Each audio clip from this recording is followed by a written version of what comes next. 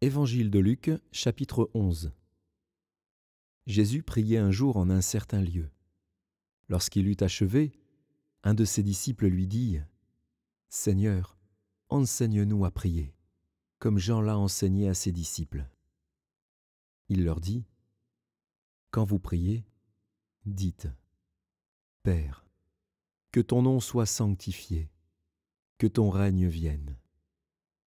Donne-nous chaque jour notre pain quotidien. Pardonne-nous nos péchés, car nous aussi nous pardonnons à quiconque nous offense, et ne nous induis pas en tentation. » Il leur dit encore, « Si l'un de vous a un ami, et qu'il aille le trouver au milieu de la nuit pour lui dire, « Ami, prête-moi 3 pains, car un de mes amis est arrivé de voyage chez moi, et je n'ai rien à lui offrir. » Et si, de l'intérieur de sa maison, cet ami lui répond, « Ne m'importune pas, la porte est déjà fermée. Mes enfants et moi, nous sommes au lit. Je ne puis me lever pour te donner des pains. » Je vous le dis, même s'il ne se levait pas pour les lui donner parce que c'est son ami, il se lèverait à cause de son importunité et lui donnerait tout ce dont il a besoin. Et moi, je vous dis, demandez, et l'on vous donnera. Cherchez, et vous trouverez. Frappez, et l'on vous ouvrira. Car quiconque demande reçoit. Celui qui cherche trouve, et l'on ouvre à celui qui frappe. Quel est parmi vous le père qui donnera une pierre à son fils s'il lui demande du pain? Ou, s'il demande un poisson, lui donnera-t-il un serpent au lieu d'un poisson? Ou, s'il demande un œuf, lui donnera-t-il un scorpion? Si donc, méchants comme vous l'êtes, vous savez donner de bonnes choses à vos enfants, à combien plus forte raison le Père céleste donnera-t-il le Saint-Esprit à ceux qui le lui demandent? Jésus chassa un démon qui était muet. Lorsque le démon fut sorti, le muet parla, et la foule fut dans l'admiration. Mais quelques-uns dirent, « C'est par Belzébul, le prince des démons, qu'il chasse les démons. » Et d'autres, pour l'éprouver, lui demandèrent un signe venant du ciel. Comme Jésus connaissait leurs pensées, il leur dit, « Tout royaume divisé contre lui-même est dévasté, et une maison s'écroule sur une autre.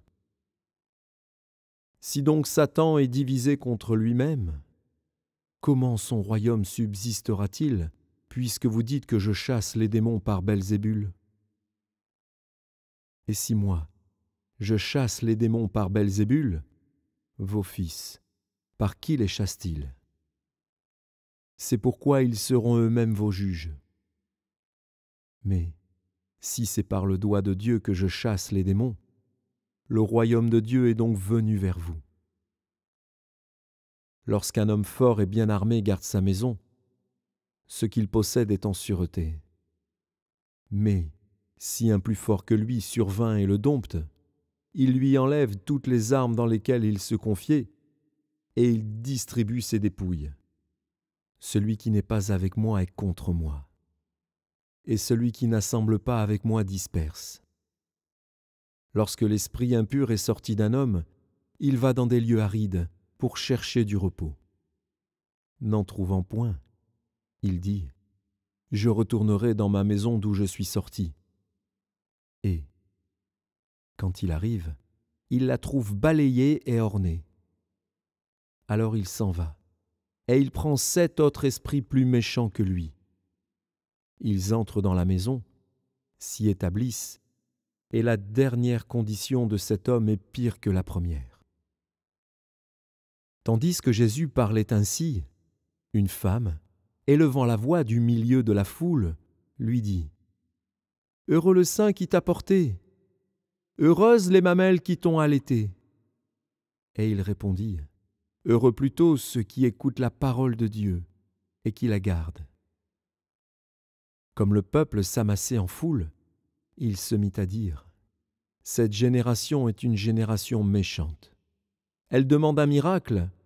Il ne lui sera donné d'autre miracle que celui de Jonas. Car, de même que Jonas fut un signe pour les Ninivites, de même le Fils de l'homme en sera un pour cette génération. La reine du Midi se lèvera au jour du jugement avec les hommes de cette génération et les condamnera, parce qu'elle vint des extrémités de la terre pour entendre la sagesse de Salomon.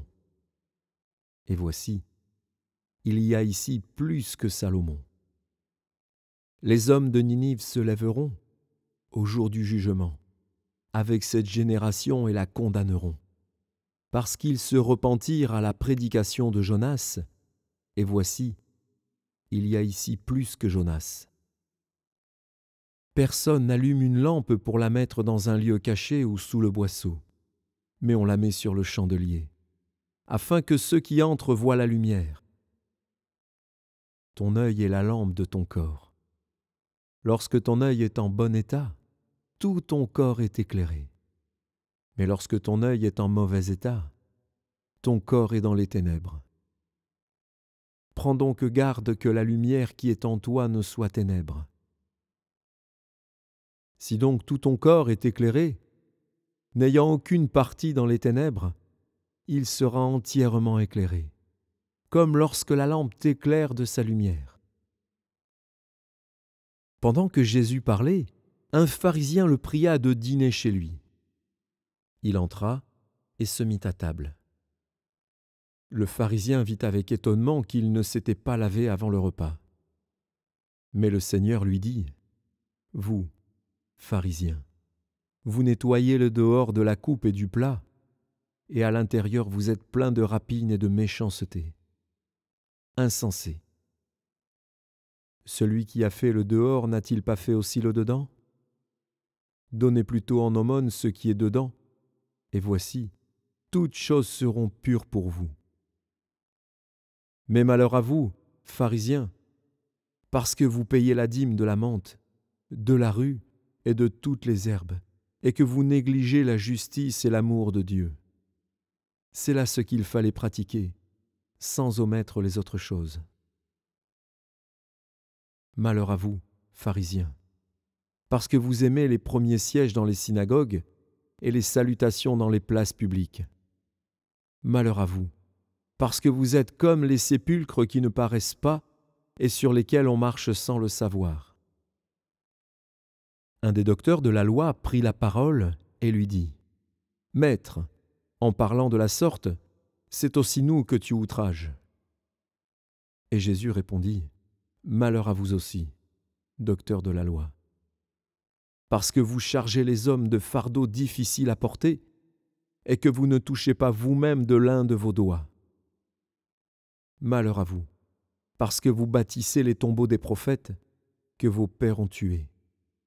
Vous rendez donc témoignage aux œuvres de vos pères, et vous les approuvez. Car eux, ils ont tué les prophètes, et vous, vous bâtissez leurs tombeaux. C'est pourquoi la sagesse de Dieu a dit : Je leur enverrai des prophètes et des apôtres.